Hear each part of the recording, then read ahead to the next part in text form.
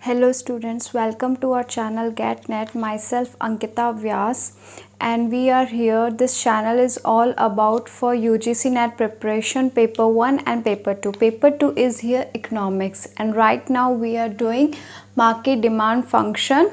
And before starting this topic, we will discuss the previous topic what we have learned in our last class.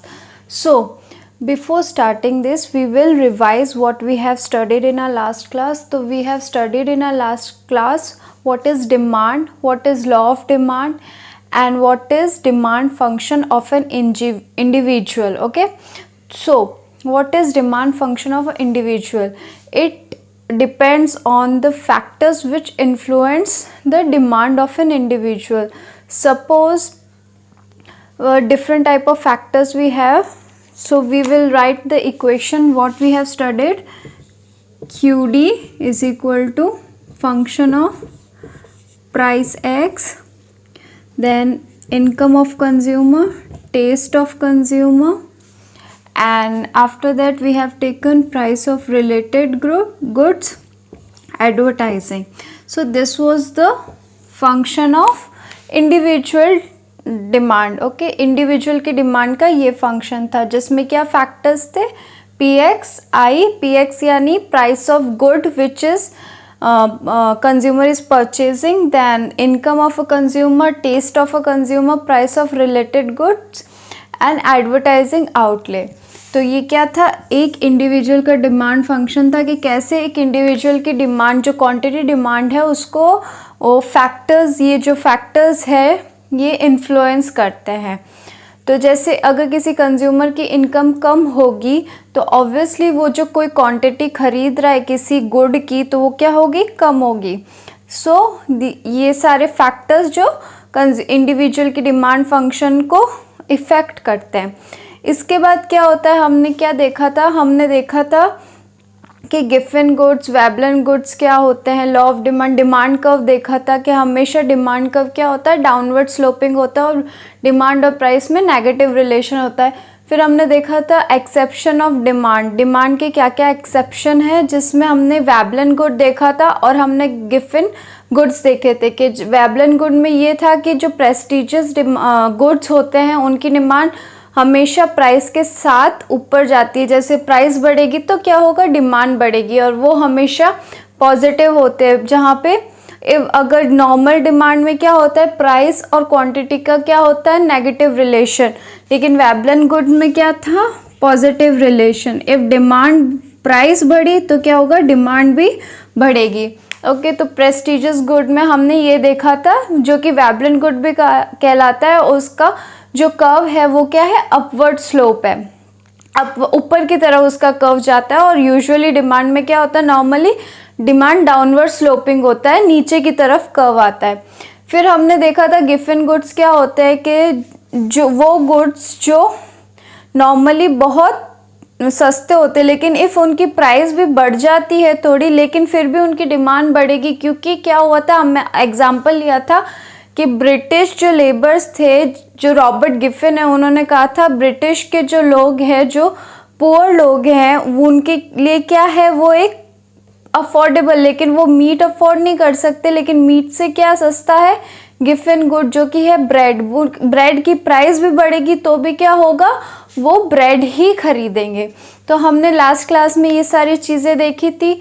हमने factors भी देखे थे कि क्या क्या फैक्टर्स होते हैं. हमने डिमांड भी पढ़ा था, डिमांड क्या होती है. तो ये सारी चीज़ें हमने देखी थी लास्ट क्लास में. आज हम देखते हैं कि मार्केट डिमांड क्या होती है. What is market demand? So first of all market demand की हम डेफिनेशन पढ़ते हैं. Market demand for a good is the demands of all individual consumers who purchase the commodity at various prices in the market in a period of time. तो यहाँ पे क्या हुआ? जो मार्केट डिमांड है, क्या है? मार्केट डिमांड है किसी गुड की. एक पर्टिकुलर गुड लेते हैं हम, गुड एक्स, उसकी मार्केट डिमांड है जो कि क्या है? जो भी इंडिविजुअल कंज्यूमर्स है उसका जो भी क्या बोलते हैं, एक टोटल सम है। क्या है? Total sum. Good is the demand of all who purchase the commodity, sorry यहाँ पे मैं सम टोटल लिखना भूल गई, और is the demands of all individual consumer. मतलब यहाँ पे सारा टोटल करेंगे हम कि क्या है, market demand for a good is demand of all individual. All individual की जो डिमांड होती है उसका क्या होता है? टोटल। उसका टोटल, उस जो कि वो कंज्यूमर्स कमोडिटी खरीदते हैं वेरियस प्राइसेस पर, डिफरेंट डिफरेंट प्राइसेस पे वो कमोडिटी खरीदेंगे। कोई खरीदेगा एक्स प्राइस पर, कोई खरीदेगा वाई प्राइस पर, कोई खरीदेगा जेड प्राइस पर। तो ये क्या हो गया, ये डिफरेंट प्राइसेस हो गई। इस पे किसने खरीदा? जो भी इंडिविजुअल्स है उन्होंने वेरियस प्राइसेस पे गुड्स खरीद लिए, लेकिन जो मार्केट उसमें पर्टिकुलर टाइम में खरीदे, जैसे किसी ने किस टाइम खरीदा, किसी ने वीक में खरीदा, किसी ने, तो यहाँ पे क्या हुआ, उन सारे जो भी इंडिविजुअल्स की जो डिमांड थी उनका क्या हुआ? टोटल हुआ, और वो टोटल क्या कहलाता है? Market demand. क्या कहलाता है? Market demand.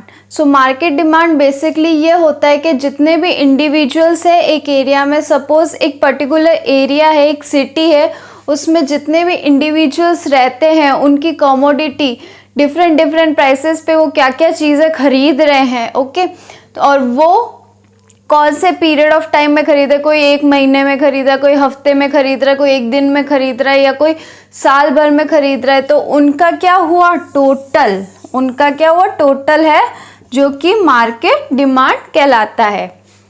इसके बाद हम मार्केट डिमांड फंक्शन पढ़ते हैं कि मार्केट डिमांड फंक्शन क्या होता है।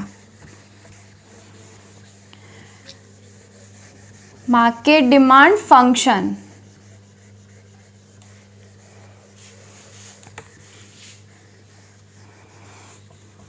सपोज जैसे हमने डिमांड फंक्शन में क्या पढ़ा था कि किसी इंडिविजुअल की जो क्वांटिटी डिमांडेड है उसको क्या इन्फ्लुएंस करता है? सारे फैक्टर्स इन्फ्लुएंस करते हैं। क्या इन्फ्लुएंस करता है? जो भी फैक्टर्स होते हैं इंडिविजुअल के, जैसे इनकम हुआ, टेस्ट हुआ, प्राइस ऑफ रिलेटेड गुड्स हुआ। ओके, तो ये क्या सारे फैक्टर्स इन्फ्लुएंस करते हैं एक पर्टिकुलर इंडिविजुअल की इंडिविजुअल की डिमांड को। तो अब हम यहाँ मार्केट डिमांड फंक्शन करते हैं।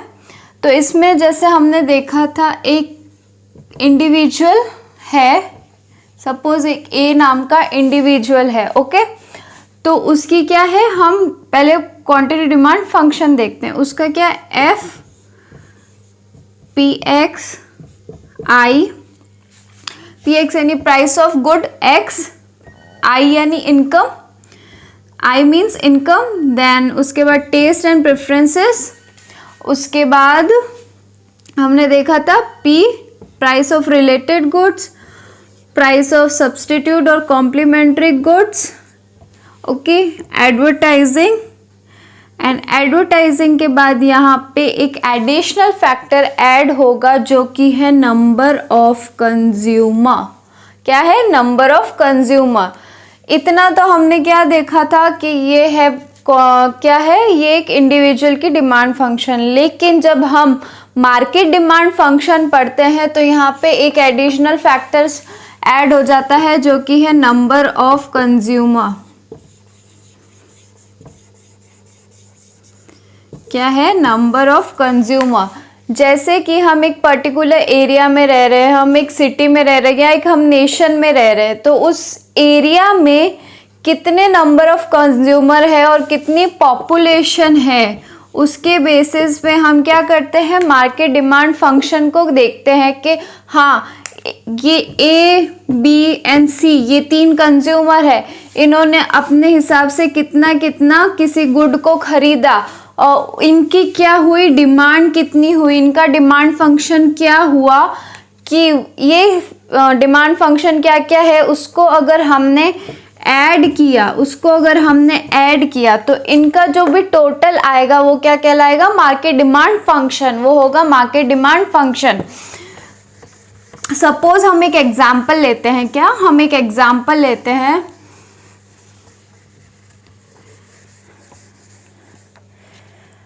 हमने एक एग्जाम्पल लिया कंज्यूमर ए, ये कंज्यूमर ए है, इसकी क्या है, सपोज ये है कंज्यूमर ए की क्वांटिटी डिमांडेड।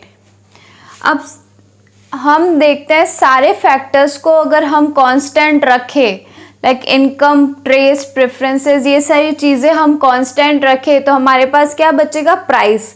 तो हम प्राइस यहाँ पे इंडिपेंडेंट वेरिएबल रखेंगे और बाकी सारी चीज़ें को कांस्टेंट रखेंगे। तो क्या हुआ, हमने यहाँ पे लिया 40 क्या है, कांस्टेंट, ये सब सारी चीज़ों का कांस्टेंट है। देन इसके बाद हमने इसको माइनस किया 2p जो यूनिट्स है ये प्राइस पर यूनिट है। जैसे यहाँ पे 2 इसने यूनिट के हिसाब से कुछ खरीदा तो ये उसकी प्राइस है, 2p ये है। तो यहाँ पे हमने क्या लिया, 40 माइनस 2। अब हम यहाँ पे क्या लेंगे, b क्या है, कंज्यूमर है, b है कंज्यूमर।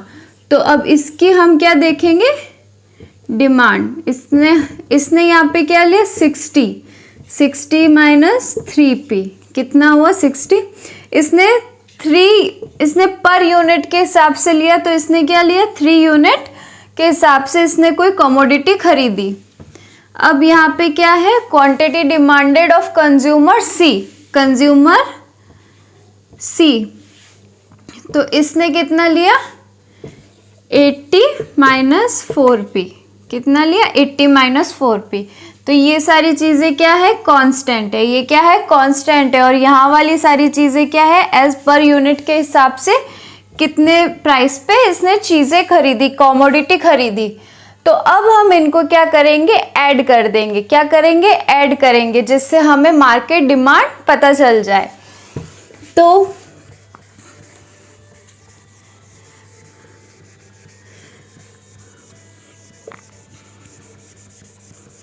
तो हम इसे ऐड करेंगे, कैसे करेंगे, हमने यहाँ क्या किया, मार्केट डिमांड, QM हमारा मार्केट डिमांड है, क्वांटिटी मार्केट डिमांड है।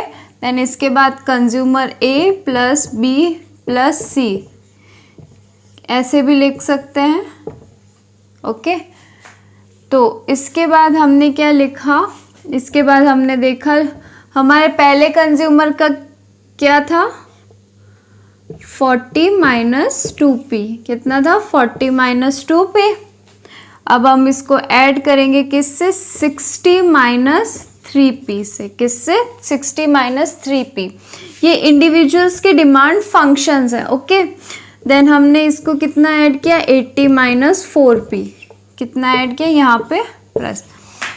अब ये जो भी कांस्टेंट चीज़ है हम इनको एक तरफ ले लेंगे, जैसे 40 प्लस 60 प्लस 80, ये हमने एक तरफ ले लिया, यहाँ माइनस। देन हमने 2p plus 3p plus 4p और प्राइस वाली चीज़ें सब हमने एक तरफ ले ली। क्या लिया, 40 plus 60 plus 80 minus 2p plus 3p plus 4p। अब हम इनको ऐड करेंगे, कितना हुआ, 40 प्लस 60 100, 100 प्लस 80 180, ये 180 हुआ। देन इसके बाद 2 3 5 5 4 9, तो हमारी मार्केट डिमांड कितनी हुई, ये हमारी इतनी हुई, ये 180 as a constant variable, constant.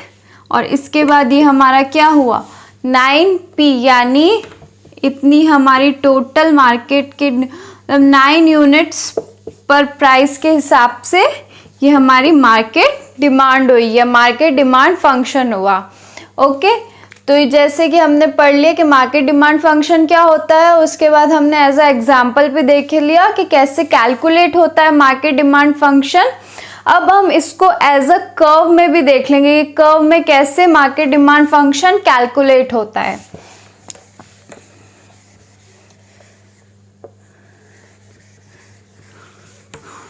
Market demand curve,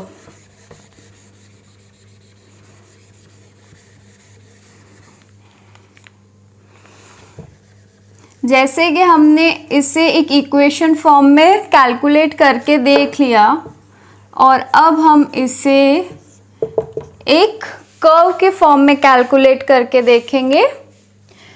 जैसे कि हमने एक A individual and B individual, और यहाँ पे क्या है, मार्केट डिमांड। यहाँ पे क्या है, मार्केट डिमांड। तो सपोज यहाँ पे प्राइस है और यहाँ पे बी प्राइस है, यहाँ पे बी प्राइस है।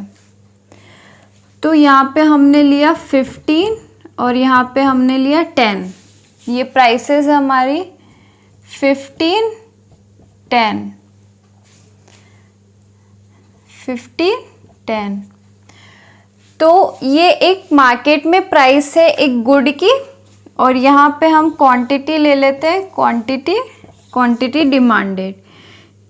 ठीक है, तो ये क्या हुआ, यहाँ पे जो कंज्यूमर है उसने 15 रुपीज़ में कितनी यूनिट्स ऑफ गुड लिए, उसने लिए 9 यूनिट्स ऑफ गुड। कितने लिए, 9 यूनिट्स ऑफ गुड। और 10 प्राइस पे उसने लिया 12 यूनिट्स ऑफ गुड। कितना लिया, 12 यूनिट्स ऑफ गुड।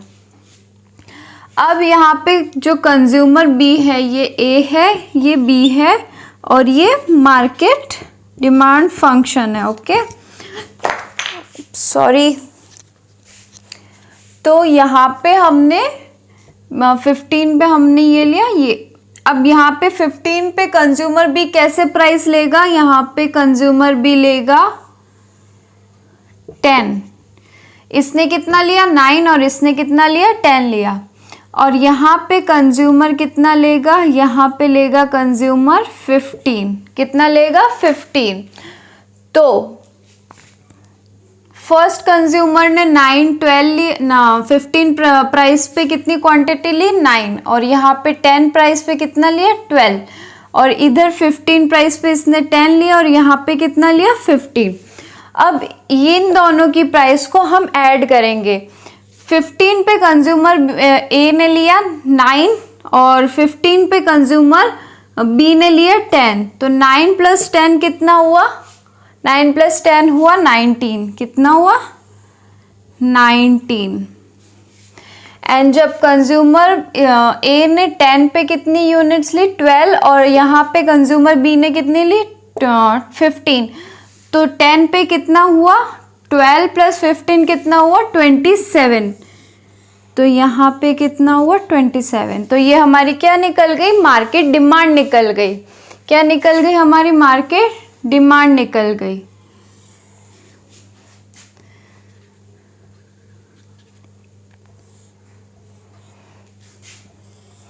और ये हमारा क्या बन गया, कर्व बन गया।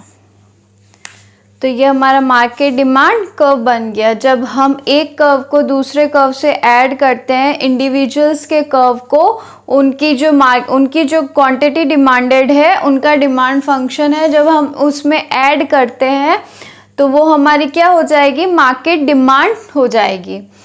तो अब इसके बाद हम मूवमेंट्स एंड शिफ्ट्स देखेंगे कि कैसे डिमांड कर्व में मूवमेंट्स एंड शिफ्ट्स आते हैं।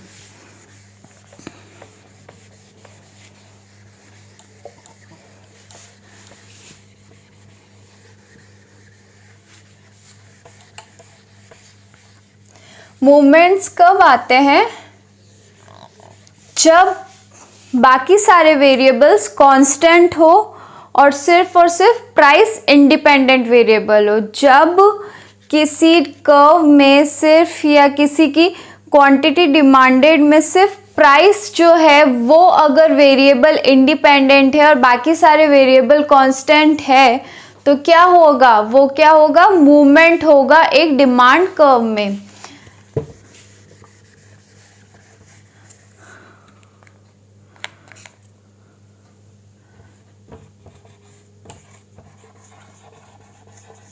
मूवमेंट्स इन डिमांड, डिमांड में कैसे मूवमेंट्स होते हैं। जैसे कि हमने यहाँ पे एक डिमांड कर्व ड्रॉ किया।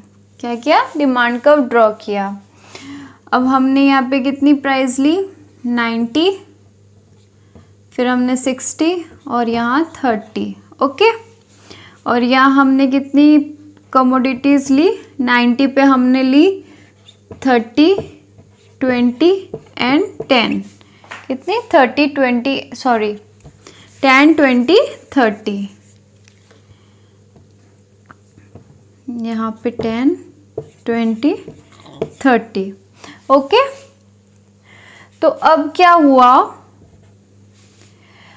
जब हम 90 रुपीज़ में 10 यूनिट्स ऑफ गुड खरीदते हैं, जब 10 यूनिट ऑफ गुड खरीदते हैं तो वो कितनी क्वांटिटी है? वो बहुत ही कम क्वांटिटी है। इसके बाद जब हम 60 रुपीज़ में, 60 प्राइस में हम 20 यूनिट्स ऑफ गुड खरीदते, तो ये हमारा क्या हुआ? ये हमारा मूवमेंट हुआ कि प्राइस कम हुई तो क्या हुआ? क्वांटिटी बढ़ी। और ऐसे कैसे अगर हम 30 देखते हैं तो हमारा 30 में क्या हुआ?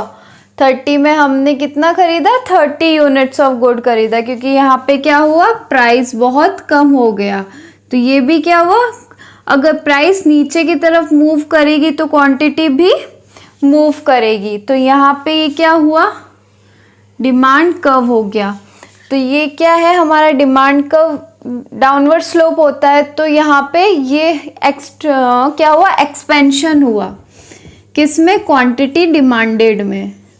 जब प्राइस कम होती है, जब प्राइस कम होती है तो क्या होता है? डिमांड का एक्सपेंशन होता है। क्या होता है? डिमांड का एक्सपेंशन होता है। और ऐसे कैसे अगर हम देखते हैं, अगर 30 रुपीज़ से प्राइस बढ़ती है, 30 रुपीज़ से अगर प्राइस बढ़ती है तो क्या होगा? यहाँ पे क्या था?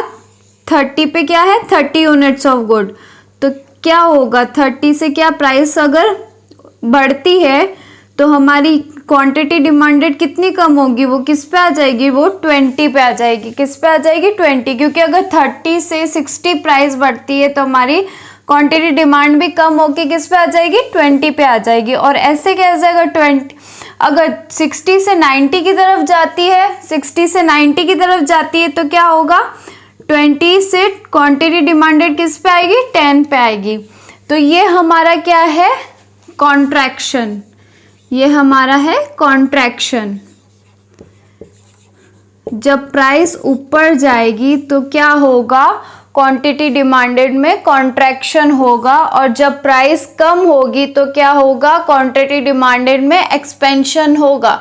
तो ये क्या है? मूवमेंट्स है कि प्राइस भी अगर मूव कर रही है तो क्वांटिटी डिमांड भी मूव करेगी, क्योंकि सारे वेरिएबल्स क्या है? कांस्टेंट है। सारे वेरिएबल कांस्टेंट है। प्राइस इंडिपेंडेंट वेरिएबल है। प्राइस इंडिपेंडेंट वेरिएबल है। तो प्राइस क्या है? Independent variable.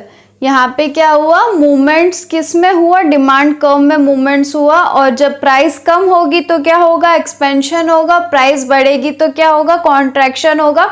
क्योंकि जैसे जैसे प्राइस मूव करेगी वैसे वैसे क्वांटिटी डिमांडेड मूव होगी। सो ये हमने मूवमेंट्स इन डिमांड देखा। अब हम देखेंगे शिफ्ट। अब इसमें क्या मेन इंपॉर्टेंट चीज होती है? बाकी सारे वेरिएबल्स क्या होते हैं? कांस्टेंट होते हैं, लेकिन प्राइस क्या होती है? इंडिपेंडेंट होती है। नाउ हम क्या देखेंगे? अब हम देखेंगे कि शिफ्ट्स कैसे आते हैं डिमांड कर्व में। शिफ्ट्स कैसे आते हैं डिमांड में? यहाँ हम देखते हैं शिफ्ट्स।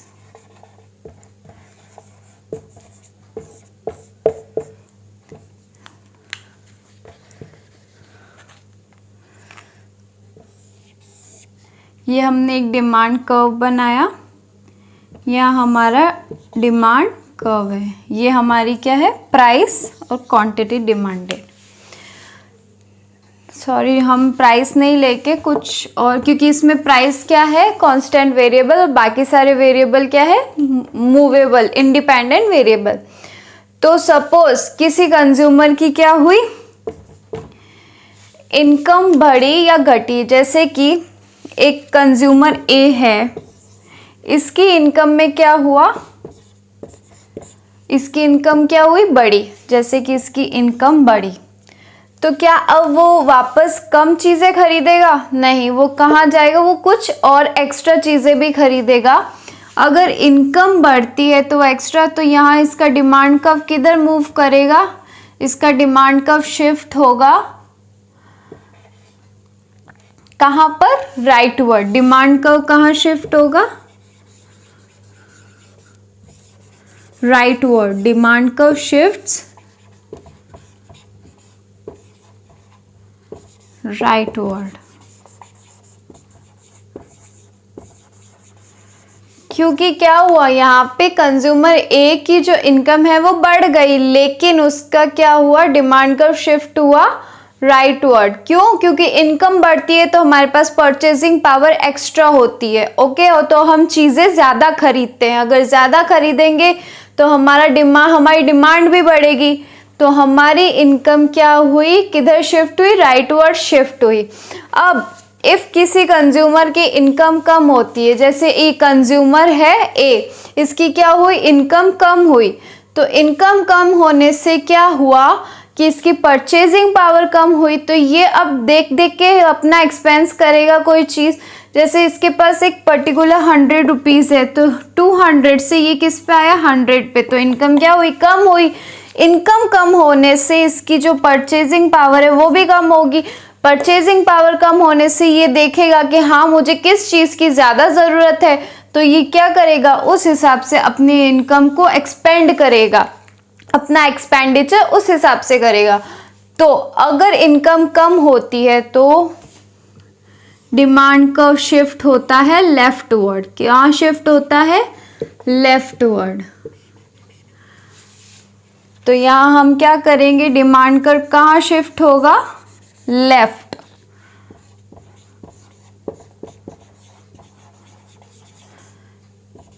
क्यों, क्योंकि इसकी इनकम कम हुई। अब ऐसे कैसे, टेस्ट में किसी पर्टिकुलर चीज़ के लिए अगर टेस्ट बढ़ता है तो क्या होगा, वो ज़्यादा उस चीज़ को खरीदेगा, तो क्या होगा, डिमांड कर्व राइट शिफ्ट होगा।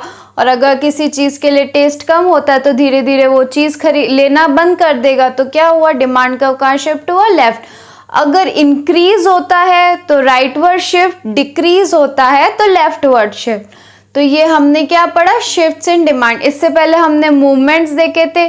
जब प्राइस अगर कम होती है तो क्वांटिटी डिमांडेड ज़्यादा होती है, तो क्या होता है, एक्सपेंशन, क्योंकि वो मूव हुआ, प्राइस मूव हुई, वैसे के वैसे क्वांटिटी डिमांडेड। इफ प्राइस अगर प्राइस ज़्यादा होती है तो क्वांटिटी डिमांडेड कम होती है, तो वैसे के वैसे वापस मूवमेंट हुआ, तो क्या हुआ, हमारा कॉन्ट्रैक्शन हुआ। इससे पहले हमारा एक्सपेंशन होता है जब प्राइस कम होती है, क्वांटिटी डिमांडेड ज़्यादा होती है।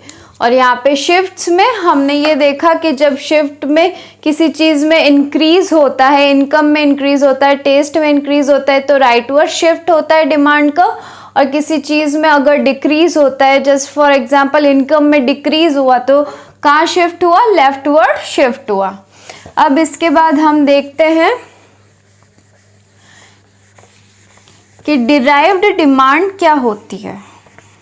What is derived demand?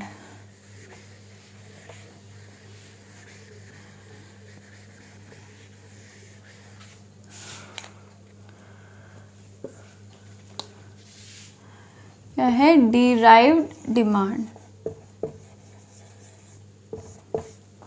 Suppose हम ये मार्कर परचेज करने जा रहे हैं, तो क्या ये डायरेक्ट डिमांड है या इनडायरेक्ट? ऑफ कोर्स ये डायरेक्ट डिमांड है। क्यों? क्योंकि हम उसको डायरेक्ट कैश देते हैं और एक चीज़ डायरेक्टली खरीद लेते हैं। अब ऐसे ही अगर हम कोई घर खरीदने जाएं, क्या खरीदने जाएं? कोई घर खरीदने जाए, ओके, तो क्या होगा, हम डायरेक्ट घर इतने सारे रुपए एक साथ कैश में दे सकते हैं? नहीं दे सकते। क्यों? क्योंकि ज़रूरी नहीं हर किसी के पास इतना अमाउंट कैश में हो या हर किसी के पास इतना अमाउंट हो ही हो। तो हम क्या करेंगे, लोन लेंगे। क्या करेंगे? लोन लेंगे। तो ये क्या हुआ, हमने पहले घर खरीदने से पहले हमने क्या लिया, लोन लिया। और इफ़ सपोज किसी इंसान को अगर कॉपर चाहिए, क्या चाहिए, कॉपर की कोई चीज़, इफ़ किसी इंसान को कॉपर बॉटल चाहिए, तो क्या होगा, वो कॉपर थोड़ी ना खरीदेगा डायरेक्ट, वो कॉपर थोड़ी ना खरीदेगा, या कोई जस्ट लाइक किसी कंपनी को प्रोडक्शन करना हो तो डायरेक्ट प्रोडक्ट तो कहीं से खरीद नहीं सकती, तो उससे पहले वो क्या लेगी, रॉ मटेरियल लेगी। क्या लेगी, रॉ मटेरियल लेगी। तो क्या होगा, ये रॉ मटेरियल डायरेक्ट हम किसी कंज्यूमर को तो नहीं दे सकते कि हाँ ये ले लो अब ऐसे ही इसी चीज को अपने हिसाब से यूज करो, नहीं। तो ये क्या होगा, एक कंपनी, ये प्रोड्यूसर इसका क्या करेगा, प्रोडक्शन करेगा। जैसे उसने raw material as a copper लिया तो वो कॉपर की कोई चीज बनाएगा। क्या बनाएगा, कॉपर की कोई चीज बनाएगा, जिससे क्या होगा, वो मार्केट में सेल करेगा। तो ये सारी चीजें क्या हुई, एक डिराइव डिमांड हुई कि भाई हमें रॉ मटेरियल की डिमांड है, एक फर्म को रॉ मटेरियल की डिमांड है, जैसे कि कॉपर या कुछ भी ले सकते हैं हम, कि जैसे ब्रेड बनानी हो तो ब्रेड बनाने के लिए हमें होल व्हीट चाहिए होता है, तो एक फर्म को होल व्हीट की डिमांड है कि हाँ ब्रेड बनानी है, तो उससे क्या हो गया, वो रॉ मटेरियल हो गया। ओके, तो वो क्या है, रॉ मटेरियल की डिमांड है। तो ये क्या हुई, डिराइव डिमांड। अब घर खरीदने से पहले हमने लोन लिया, डायरेक्ट घर तो नहीं लिया, डायरेक्ट घर नहीं लिया, क्योंकि हमारे पास उस वक्त इतना अमाउंट नहीं था, हमें लोन चाहिए था ताकि हम उस लोन को धीरे धीरे पे करें, ताकि हम वो घर अभी परचेज करें। जैसे हाउसिंग लोन और मिलते हैं उस हिसाब से हमें घर मिल जाता है। तो ये हमारी क्या हुई, डिराइव डिमांड। तो ऐसे ही जो डिमांड डायरेक्ट नहीं होती, इनडायरेक्ट होती है, वो क्या होती है, डिराइव डिमांड। वो क्या होती है, डिराइव डिमांड। डिराइव डिमांड के बाद हम देखते हैं durable goods and non durable goods. क्या देखेंगे, durable goods and non durable goods. पहले हम ड्यूरेबल गुड्स देखते हैं।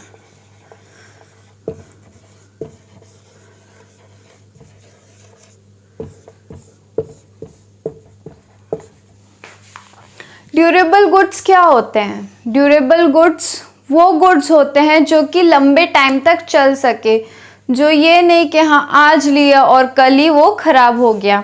फॉर एग्जाम्पल हम एक कार लेते हैं, किसी पर्सन के पास ये कार है, क्या है, कार है, और उसने इसका यूज़ कितना लिया, 20 ईयर्स तक लिया। कितना लिया, 20 ईयर्स। 20 साल से वो ये कार खरीद रहा है, लेकिन अभी क्या, कार क्या हो गई, बहुत पुरानी हो गई, ओल्ड हो गई। तो वो सोच रहा है कि मैं इसे बेच दूं, पर उसने सोचा कि नहीं, अभी मैं और अच्छे रुपए इकट्ठा करता हूं और इससे मैं 1 साल बाद बेचूंगा। तो ये क्या हो गया, उसने 1 साल का ड्यूरेशन और ले लिया। तो ये क्या हुआ, 1 साल के लिए ये कार और चल गई। तो कितने ईयर्स हो गए, 21 ईयर्स हो गए उस कार को चलाते हुए।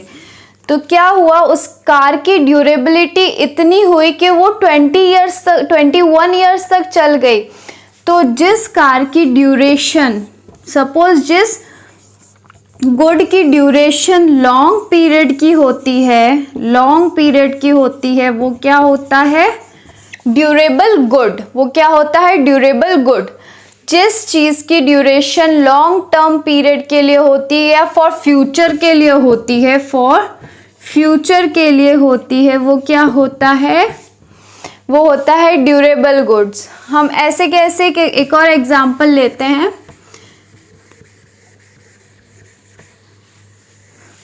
जैसे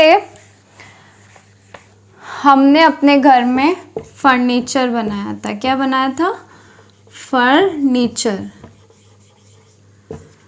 हमने अपने घर में फर्नीचर बनाया था। Sorry for the marker, go for red और ग्रीन मार्कर ओनली। हमने अपने घर में फर्नीचर बनाया, तो वो फर्नीचर कितने टाइम तक हमने चलाया, वो हमने चलाया 5 ईयर्स तक। कितने ईयर्स तक, 5 ईयर्स तक। कोई फर्नीचर हमने चलाया 5 ईयर्स तक, लेकिन थोड़ा फर्नीचर ख़राब होने लगा। क्या हुआ, ख़राब होने लगा। तो हमने सोचा फर्नीचर को चेंज कर लेते हैं, फर्नीचर चेंज कर। लेकिन उसने सोचा कि अभी इतना ख़राब भी नहीं है कि अभी हम इंस्टेंटली इसको चेंज करें, तो हमने इसे 2 साल और चलाया। तो उसकी ड्यूरेशन कितनी हो गई? 7 ईयर्स। उसकी ड्यूरेशन हो गई 7 ईयर्स। तो ये फर्नीचर जो 5 ईयर्स तक चल गया है, लेकिन इस पर्सन ने सोचा कि नहीं, मैं 2 साल और इससे टॉलरेट कर सकता हूँ, 2 साल और इसको यूज़ ले सकता हूँ। तो 7 ईयर्स कोई शॉर्ट टर्म पीरियड नहीं होता, ये लॉन्ग टर्म पीरियड। तो यहाँ पे क्या हुआ, ये लॉन्ग ड्यूरेशन हो गया।